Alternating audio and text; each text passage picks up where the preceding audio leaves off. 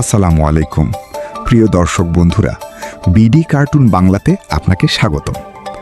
আজকে যে বিষয়ে আমরা বিভিন্ন বিষয় নিয়ে হাজির হয়েছি, সেই বিষয়ে মঞ্চে কুরবানির বিভিন্ন মাসায়েন সম্পর্কে, যা আমাদের কোরবানির ঈদের নামাজের গুরুত্বপূর্ণ বিষয়। আমরা বেশি কথা না বাড়িয়ে চলেন সহজে আমরা প্রশ্নোত্তরের কাছে আমরা চলে যাই। হুজুর, আসসালামু আলাইকুম, আশা করি আপনি ভালো আছেন। ওয়ালাইকুম আসসালাম ও রহমতুল্লাহি ওয়া বারাকাতুহু। আলহামদুলিল্লাহ, আমি ভালো আছি। আশা করি আপনিও ভালো আছেন। আর আমি আপনাদের এই টিমকে ধন্যবাদ দিতে চাই আমাকে এখানে আহ্বান করার জন্য। বলুন, কি বলতে চান? আমি ইনশাল্লাহ চেষ্টা করব। আলহামদুলিল্লাহ, আমিও ভালো আছি। আজকে যে বিষয়টা নিয়ে দর্শক আমাদেরকে প্রশ্ন করেছেন, সে বিষয়ে তারা জানতে চায় কুরবানির বিভিন্ন মাসাইল সম্পর্কে।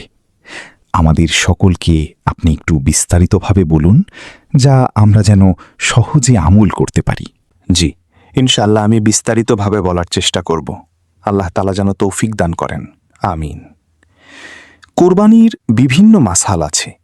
তার ভিতরে সর্বপ্রথম যেটা গুরুত্বপূর্ণ, রাসূল সাল্লাল্লাহু আলাইহি ওয়াসাল্লাম বলেছেন যে প্রথম যেটা, জিলহজ মাসে যখন চাঁদ দেখা দিবে, তার সঙ্গে সঙ্গে পায়ের নখ, হাতের আর লক এবং মাথার চুল, এই সম্পর্কে তিনি বলেছেন। এক, চুল নখ না কাটা। হজরত উম্মে সালামা রাদিয়াল্লাহু তাআলা আনহা হতে বর্ণিত, রাসূলুল্লাহ সাল্লাল্লাহু আলাইহি ওয়াসাল্লাম ইরশাদ করেন, তোমাদের মধ্যে যারা কুরবানি দেওয়ার ইরাদা রাখে, তারা যেন জিলহজ মাসের চাঁদ ওঠার পর হতে কুরবানি সম্পন্ন করা পর্যন্ত স্ব চুল ও নখ কর্তন করা হতে বিরত থাকে। কুরবানি দিতে অক্ষম ব্যক্তিগণ কুরবানির খালেস নিয়তে এটা করলে আল্লাহর নিকটে তা পূর্ণাঙ্গ কুরবানি হিসাবে গৃহীত হবে। 2, জিলহজ মাসের প্রথম দশকের ফাজিলাত। রাসূলুল্লাহ সাল্লাল্লাহু আলাইহি ওয়াসাল্লাম ইরশাদ করেন, জিলহজ মাসের প্রথম দশকের নেক আমলের চেয়ে প্রিয়তর কোনো আমল আল্লাহর কাছে নেই।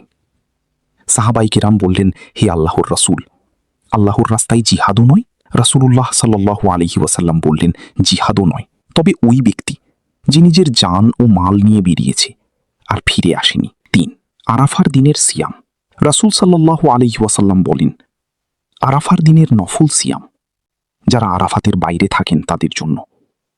আমি আল্লাহর নিকট আশা করি যে তা বিগত 1 বছরের ও পরবর্তী 1 বছরের গুনাহের কাফফারা হবে। কুরবানি করা সুন্নাতে মুআক্কাদা।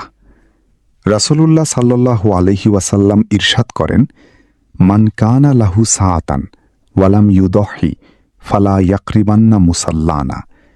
সামর্থ্য থাকা সত্ত্বেও যে ব্যক্তি কুরবানি করল না, সে যেন আমাদের ঈদগাহের নিকটবর্তী না হয়। এটি ইসলামের একটি মহান নিদর্শন, শিয়ারুন আযীম, যা সুন্নাতে ইব্রাহিমী হিসাবে রাসূলুল্লাহ সাল্লাল্লাহু আলাইহি ওয়াসাল্লাম নিজে মদিনায় প্রতি বছর আদায় করেছেন এবং সাহাবীগণও নিয়মিতভাবে কুরবানি করেছেন। তবে এটি ওয়াজিব নয় যে কোনো মূল্যে প্রত্যেককে কুরবানি করতেই হবে।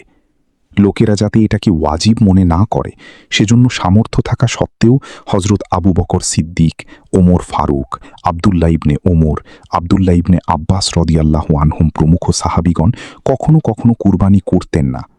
অতএব ঋণ থাকলে সেটা পরিশোধ করাই জরুরি। তবে দাতার সম্মতিতে ঋণ দেরিতে পরিশোধ করে কুরবানি দেওয়ায় কোনো বাধা নেই।